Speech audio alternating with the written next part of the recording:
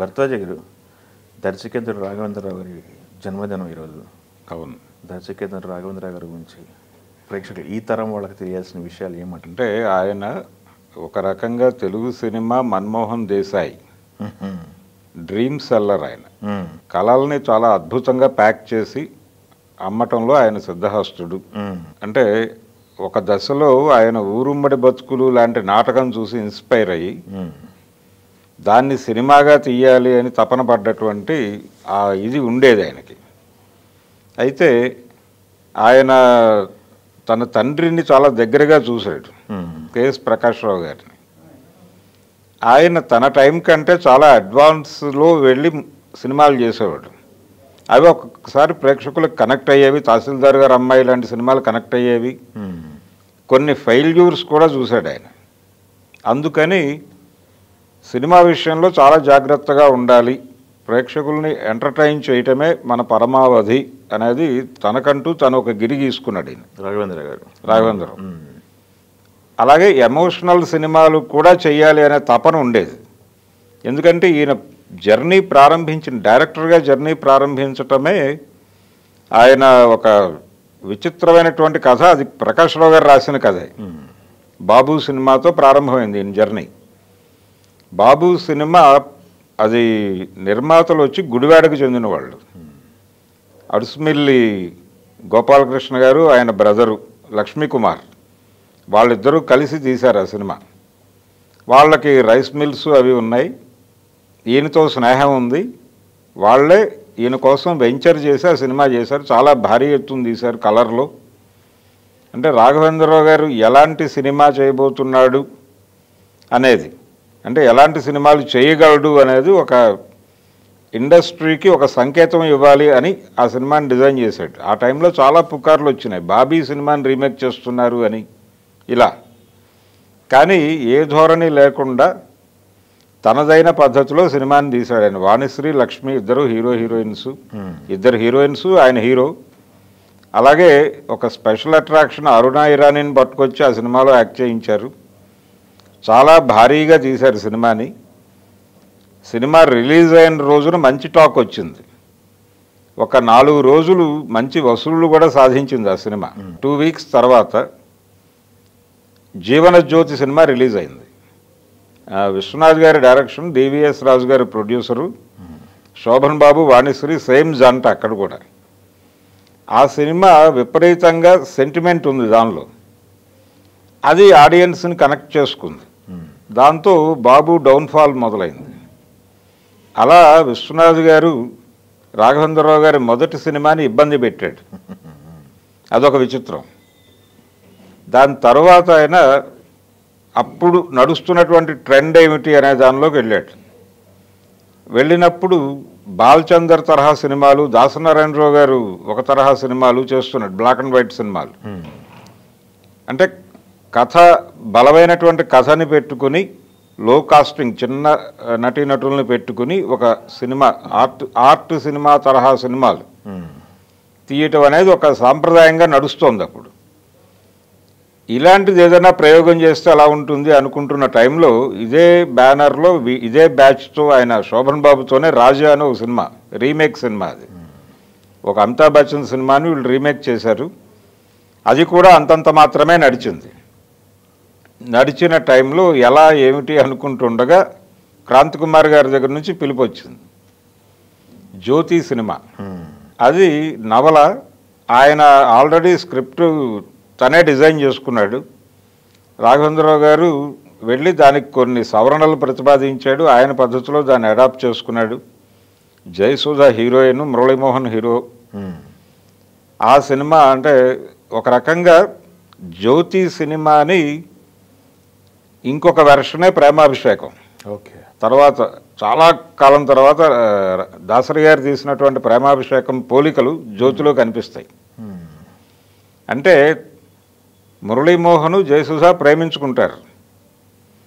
జయసుధకి అనారోగ్యం ఉందని తెలుస్తుంది. తన ప్రేమికుడు తన మీద ఉన్నటువంటి ప్రేమతో తన జీవితాన్ని ఇబ్బంది పెట్టుకోకూడదు అనే ఉద్దేశంతో తను ఒక ముసలివాడిని పెళ్లి చేసుకుంటుంది. అదేదో డబ్బు కోసం చేసుకుంది అన్నట్టు అన్నట్టుగా ప్రపంచాన్ని నమ్మించి అతని జీవితంలో సెటిల్ చేయటం కోసం ప్రయత్నం చేస్తుంది. దాదాపుగా ప్రేమాభిషేకం కూడా అంతే.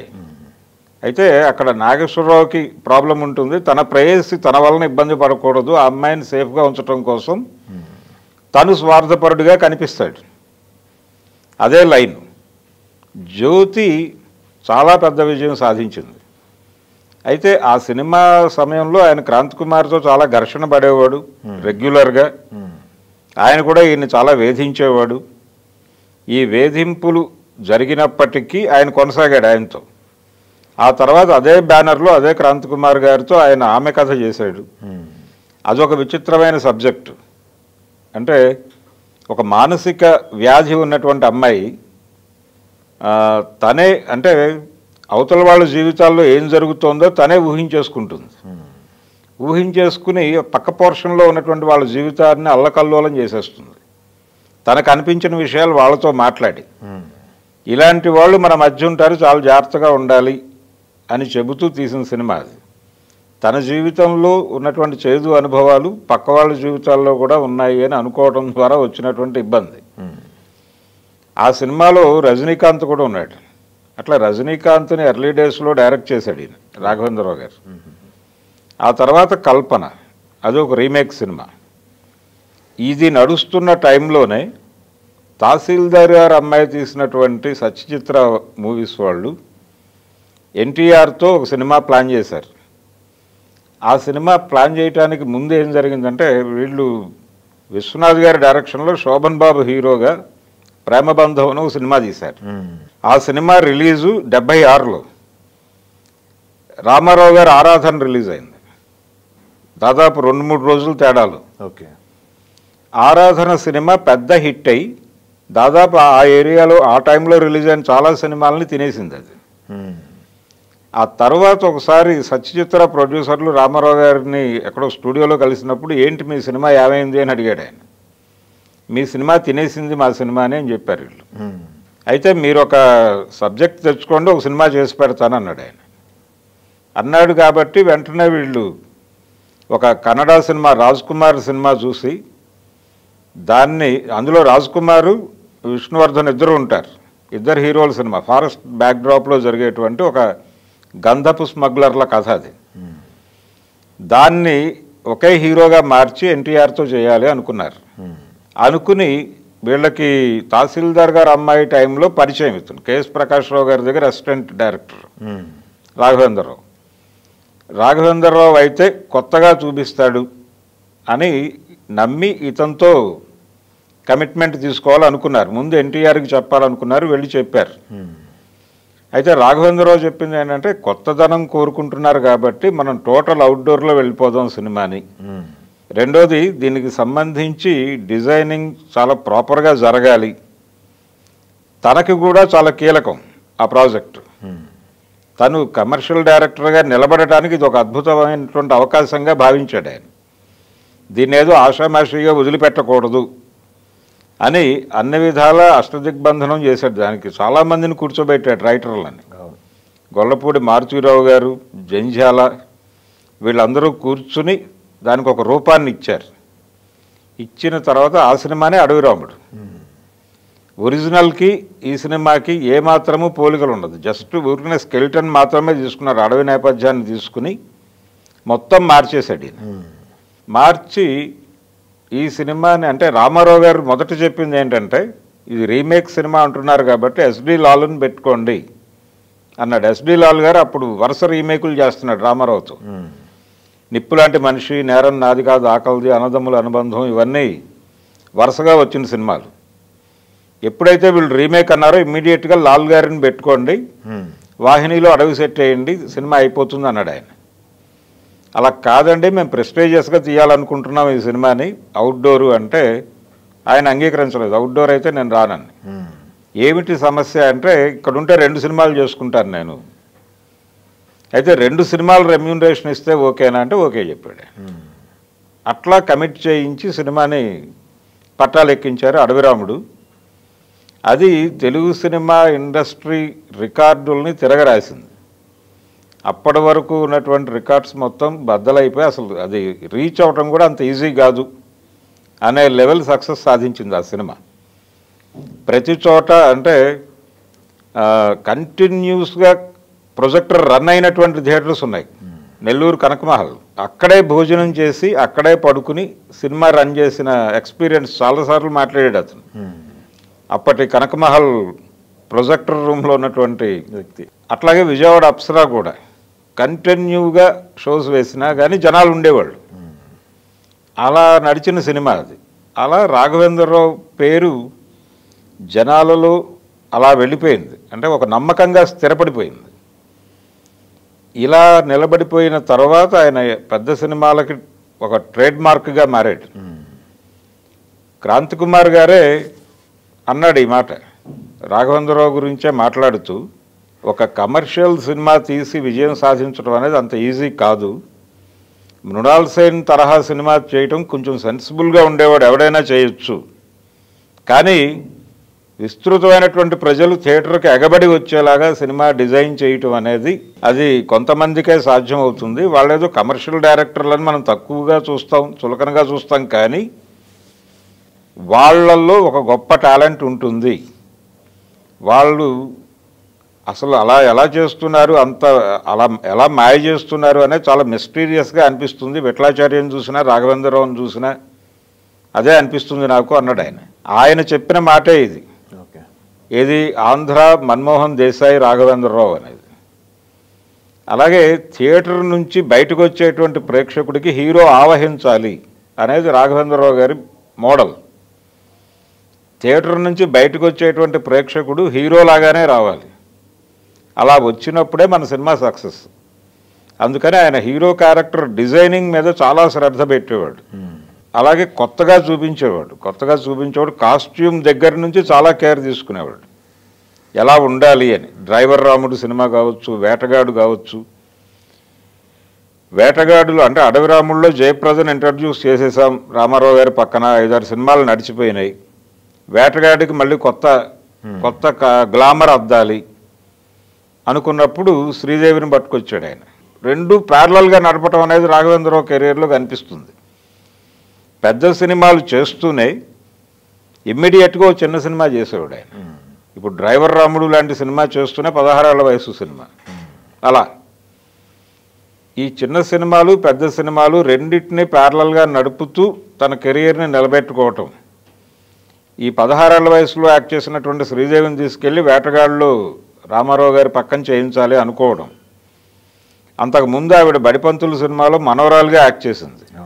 ఆయన ఒప్పుకోడా అనేది ఒక సందేహం. ఆ సందేహ నివృత్తికి కుమార్జీ అని ఒక ఫైనాన్సర్ ఉండేవాడు, అతనితో ఒక చిన్న కబురు పెట్టి, వేటగాడులో కనిపిస్తాడు కూడా అతను ఒక క్యారెక్టర్లో, కబురు పెడితే డైరెక్టర్కి ఇబ్బంది లేనప్పుడు మనకేం సమస్య అన్నాడు ఆయన. అప్పుడు ఈయన అప్రోచ్ అయ్యి చెప్పాడు. చెబితే ఆయన ఎంత ఉంటుంది ఆ అమ్మాయికి వయసు అని అడిగాడట.